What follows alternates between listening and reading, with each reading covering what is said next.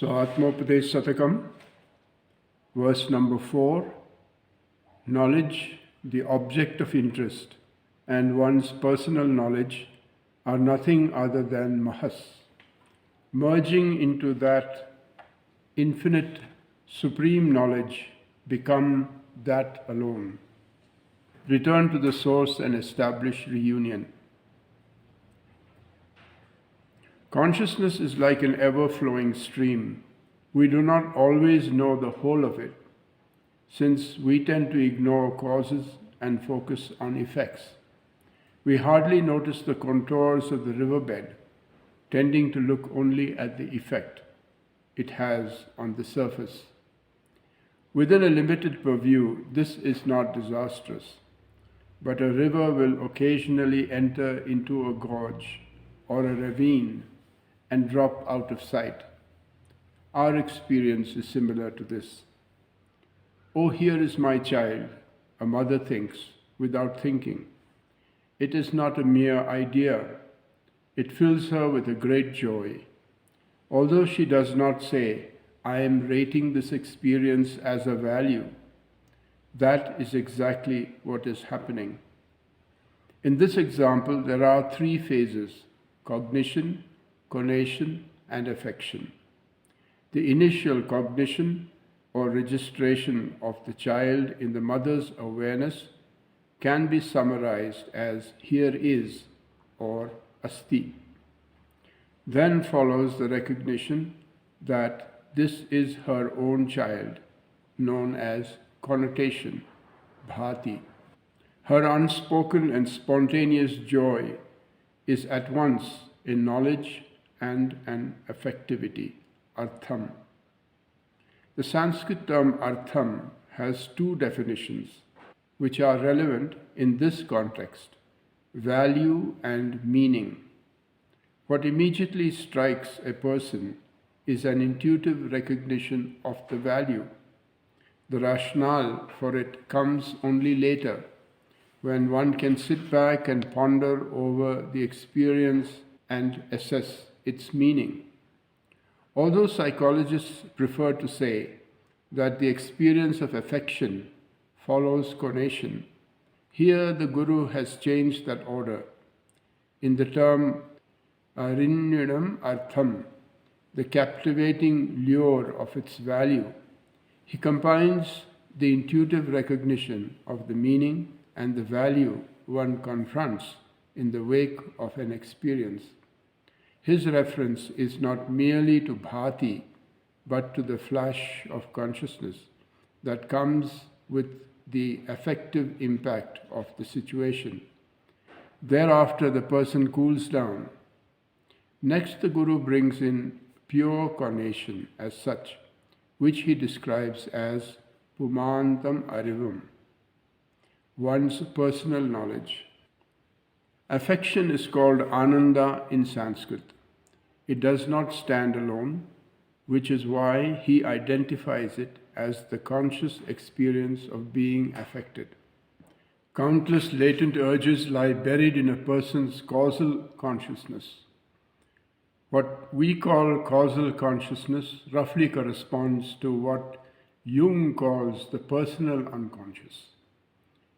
He, that is Jung, speaks of, quote, the longing of the unconscious for its unquenched and unquenchable desire for the light of consciousness. That is from C.G. Jung's Symbols of Transformation. Not all of our urges are pleasure-giving. Very many of them are born of fear and motivate us to avoid or flee. The rest are pleasure-seeking, ranging from the gratification of sensual desires to the achievement of sublime beatitude, the peak experience of a yogi or mystic. In the present verse, we are facing three problems of epistemological importance. First of all, we should know what prompts the mind to move from one universe of interest to another. Vedantins attribute this to the latent urges or incipient memories, which we have approximated with Jung's personal unconscious and its motivation.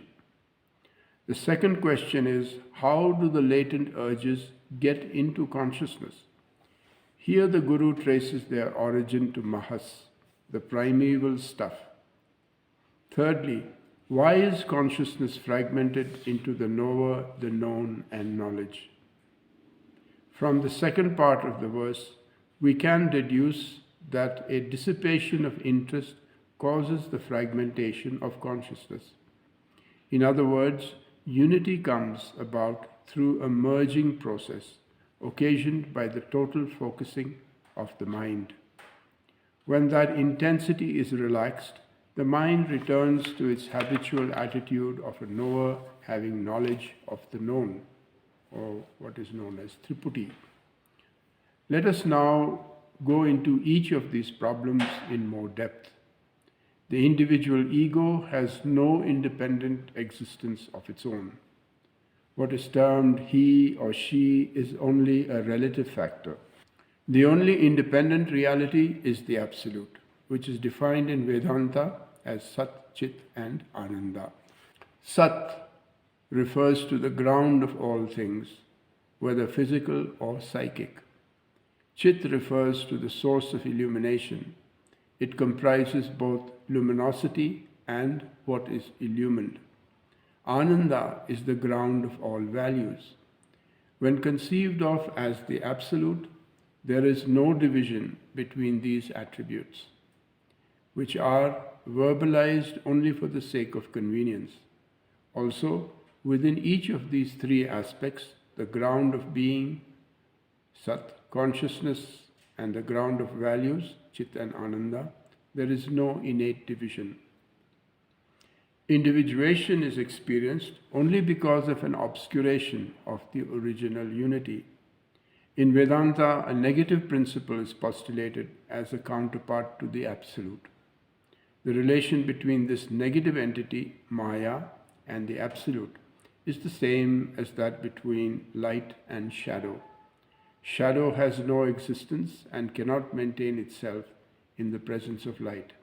Yet shadow is experienced by everyone, just as light is. What is referred to here as shadow is to be understood clearly to appreciate its function. When Plato said that the visible world was a shadow of the archetypes in the world of the intelligibles, people thought he was speaking in terms of allegory. But in our own days, physicists and physiological psychologists insist that all of our sensory experiences and subjective emotions are made up of a series of projected images, which are the same as shadows. For example, let us take the experience of seeing a thick blue book, which we identify as the Bible. We can trace the source of this experience from two sides. We can go from the side of the object, which in the present case is a book, or we can go from the side of consciousness, which recognizes it as the teachings of Jesus Christ and some ancient Jewish prophets. Vedantins prefer to look at it from the side of consciousness, whereas scientists would rather give credence to measurable external data. Let us first lend our ears to the scientists. According to physicists, there are no colors such as blue and red. We see only material things that are illuminated by light. Light is an electromagnetic energy believed to be constituted of photons. These energy-carrying photons can be heterogeneous or homogeneous. The quality of light is decided by the length and amplitude of its waves, as well as its purity. Visible sensations are directly connected with these three qualities of light. Length decides hue, amplitude causes brightness, and purity brings saturation. For example, if a number of homogeneous photons come together, the light is called pure. Depending on the variations in wavelength, it will appear to be indigo, blue, red, or whatever. The amplitude is caused by the intensity of the photons. Light waves are measured in millimicrons. The human eye can see only the frequencies varying between 380 millimicrons, which marks the border of the ultraviolet, and 760 millimicrons, where the infrared begins. Waves outside these dimensions, such as X-rays and gamma rays, can be measured by machines, although they are not visible to the naked eye. In visual experience, there are three distinct phases of the channeling of energy. The initial phase has two parts. First, external light, such as that of the sun, illuminates an object. Then the rays of the sun, affected by the physical and chemical properties of the object, are reflected with considerable alterations in the length, amplitude, and purity of the original light. Even at this stage, the light has changed into a shadow, so to speak. This altered or physically conditioned light is radiating in all directions. A minute fraction of it falls on the lens of the eyeball. Whatever light enters the visible span converges on the retina. Thereafter, we cannot make any reference to light. Light stops at the retina. The retina is lined with rods at the periphery and cones at the center. From these, light kicks off electrical impulses, which are conducted to the brain. This is the second phase, when light casts its shadow in the form of nerve impulses. Once the impulses reach the cortex, they are further processed and related to a previously registered and maintained coding of experience. Some strange phenomenon in the brain interprets the experience as seeing an object, a book for instance. From the scientist's own verdict, it is clear that there is no way to decide the equivalency or one-to-one correspondence between the third version of an object given by the brain mechanism and the original object, because what we see is a shadow of a shadow of a shadow. In relation to each of these stages, physicists, biochemists, neurologists, and physiological psychologists have collaborated, proposed hundreds of postulates, and coined a number of impressive technical terms in Greek and Latin to explain the phenomenon of vision. With all that, the simple fact of seeing a book continues to be both a mystery and a wonder.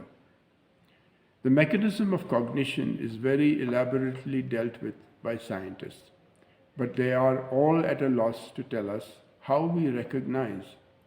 To meet this contingency, a new branch of science has been developed, genetics. It is coupled with paleontology in the attempt to make a breakthrough in the understanding of latent memories. It is now postulated that the mind is not a tabula rasa, a blank slate, as Locke suggested. What we call mind is, according to the behaviorists, only an epiphenomenon caused by the collective functioning of the central nervous system. The human brain contains about 10 billion nerve cells or neurons. These neurons are connected by synapses, across which chemicals diffuse, providing the means by which messages are conducted from one cell to another. According to Carl Sagan, an average human neuron has from 1,000 to 10,000 synapses. He tells us that the human brain is characterized by some 10 to the power of 13 synapses, and that, quotation from The Dragons of Eden by Carl Sagan, the number of different stages of a human brain is 2 raised to this power, that is, multiplied by itself 10 trillion times. This is an unimaginably large number, far greater, for example, than the total number of elementary particles, electrons and protons, in the entire universe. These enormous numbers may also explain something of the unpredictability of human behavior. End of quote.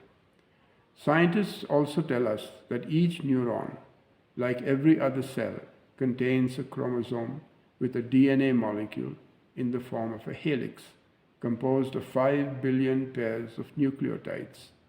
These nucleotides are considered to be the storage of knowledge going back 4 billion years. Again, Sagan reports. Quotation from the Dragons of Eden. The information content of any message is usually described in units called bits, which is short for binary digits. Since there are 4 different kinds of nucleotides, the number of bits of information in DNA is 4 times the number of nucleotide pairs. Thus, if a single chromosome has 5 billion, 5 into 10 to the power of 9 nucleotides, it contains 20 billion, 2 into 10 to the power of 10 bits of information. How much information is 20 billion bits? If a typical book contains 500 such pages, or 300 words, the information content of a single human chromosome corresponds to some 4,000 volumes. Although these are conjectures, scientists have at least come to the conclusion that in each individual body there must be some mysterious element of inestimable age to account for the mind's capacity to readily recognize the rudiments of sensory experience. And there is a footnote which says, please refer to the commentary on Jnana Darshana, verse 7 in the Psychology of Darshanamala, also written by Guru Nitya. One can easily see that the substance they refer to cannot give us any imaginable attributes of matter. The only reason they do not call it spirit is a simple prejudice born of the tussle between the Grand Inquisitor and the scientists, in which the Catholic Church persecuted scientists like Galileo and progressive thinkers like Bruno. Scientists give heredity prime importance, postulating that incipient memories can belong to any member of one's hierarchy, such as a grandfather, a monkey who lived 10 million years ago, an algae of 2 billion years ago, a bacteria of 3 billion years ago, or even a virus of 4 billion years ago. When you read all this in a science text, you feel a compulsion to accept it because you are already impressed by science's technological achievements. But this is only half the story. The real question remains, what is consciousness? To make it more exact, why is there a mathematically precise logic and order, both in the structure and function of the physical world, which can be accurately detected and favorably interpreted by a homogeneous human intelligence and shared by any rational being anywhere in the world? If, for the purpose of a unified normative notion, science can uphold a mythical matter, what prevents a Vedantin from postulating an all-pervasive consciousness which has both the intelligence to modify itself into the structured universe and the capacity to constantly appreciate itself, and which manifests as the individuated consciousness with varying clarity and levels of appreciation? This is very interesting for a Vedantin postulating an all-pervasive consciousness which has both the intelligence to modify itself into the structured universe and the capacity to constantly appreciate itself, and which manifests as the individuating consciousness with varying clarity and levels of appreciation.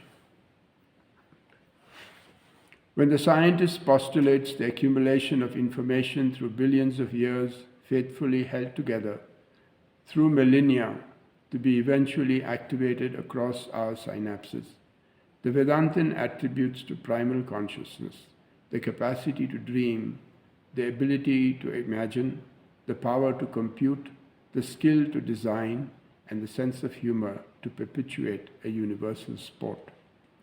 If both are myths, why don't we accept a laudable, pleasant one rather than admit a pessimistic hypothesis which both begins from and terminates in uncertainty. Both the Vedantin and the scientist agree that there are latent urges in us, and these urges are multitudinous, and that only one of them can hold the stage of the mind at a time. This accounts for the short span of a single universe of interest. Martin Heidegger's assessment of experience is admissible at this stage. Each experience takes place as if the individual is placed in a prefabricated world of continuance. This is what he calls facticity. The individual acts, refuses to act, or reacts in some manner to the facts that are presented, partly due to heredity and partly through the structuring of the environment. When one takes up the challenge, one gains an existential profile. One's interaction becomes existentially motivated.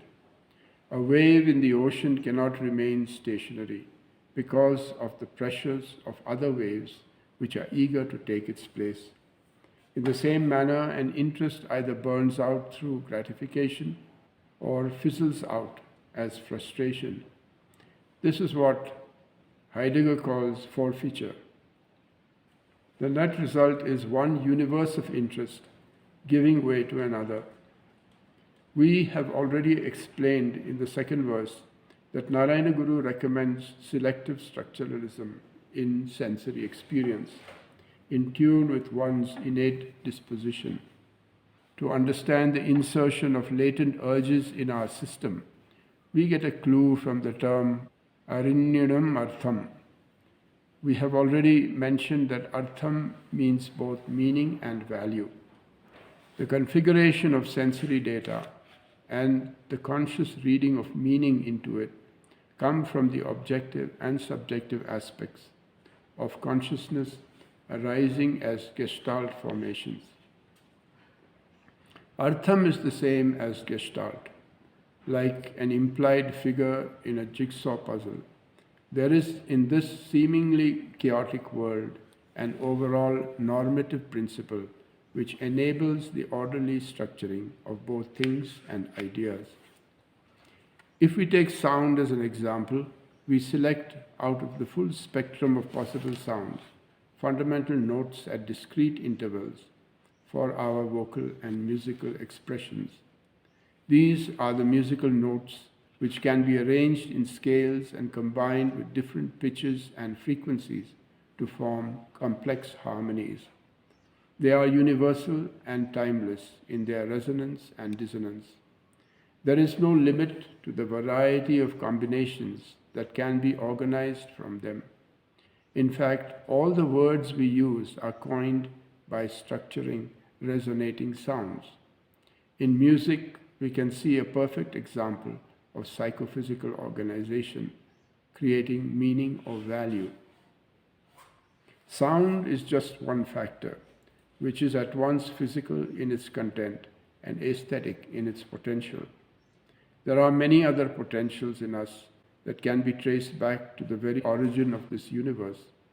We are all born with certain basic potentials and undergo the recurrence of environmental feasibility and accidental or deliberate actualizations of these potentials, which build up the history of our experience. Experience in the present case is to be understood as a hierarchy passing through several generations in the physical sense and several cycles in the psychic sense. A child already has the ability to distinguish one from many, above from below, and dark from light. These are like its fundamental notes. By continuous composition, the child can increase the number of concepts, ultimately becoming familiar with vocabularies and ideas that might fill an entire dictionary and encyclopedia. Any piecemeal approach to this process, such as that attempted by behaviorists, will only mutilate the holistic experience of knowledge and lead to awkward conclusions. It would be like trying to understand a Beethoven symphony by carefully studying the constituent parts of a violin. Again, in a negotiation using a bank check, what is important is the purport of negotiation and not the instrument as such. Obviously, the paper check, the instrument, is visible, objective, and easy to handle. But that does not justify the transference of our attention from the essential to the non-essential, since the physical form of the check is intrinsically worthless. What Narayana Guru is presenting is a science of the absolute, not an analytical treatise on a delimited area of relative interest. The third question to which we want to return is why consciousness is fragmented into the knower, the known, and knowledge. We have already seen that all experiences are composite productions which are consciously or unconsciously organized. The will to live is seldom actualized to its fullest and final satisfaction. In each unit of experience, the individual makes a thrust to approximate the final meaning or value which he or she is envisioning. In lower forms of life, there is no conscious visualization of purpose.